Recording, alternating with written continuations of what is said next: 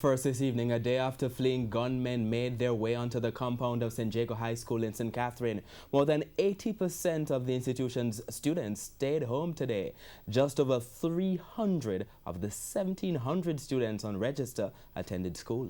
The incident has caused the institution to renew its call for the Ministry of Education to assist in building a higher perimeter fence to secure the premises. TVJ's Anthony Lugg visited the school this morning. Calm after the storm. A day after St. Jago High School was forced to activate its emergency plan following a gun battle in the vicinity of the institution. Students and staff gather singing songs of praise and worship. Nothing will stop us from achieving.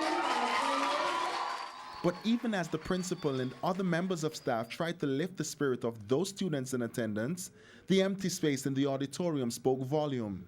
Our numbers definitely declined, and I think that was as a result of the rain too this morning. So of 1,700 plus students, there are only 330 here this morning. And while there was a low turnout on Friday, the students hurried to their classes following the devotional exercise. It's not the first incident of this nature in the vicinity of the institution. Former principal Sandra Swire-Watson says the community usually offers support to the school.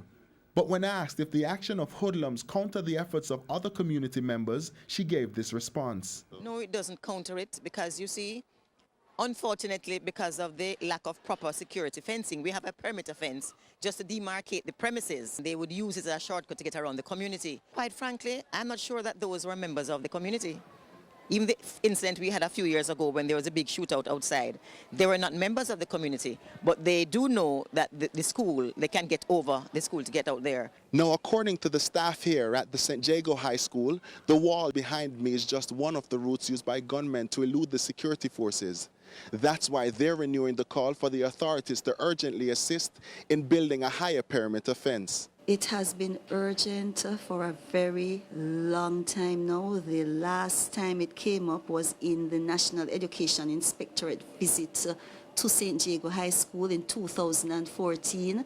Nothing happens here on a regular basis, so they never see St. Jago as a school with a security problem. But we don't want to wait until something happens. So we have a very low wall. A desk or a chair can send you over the wall from either side. So we would really appeal to the authorities, the Ministry of Education, whomever, to help us. Anthony Lugg, TVJ News.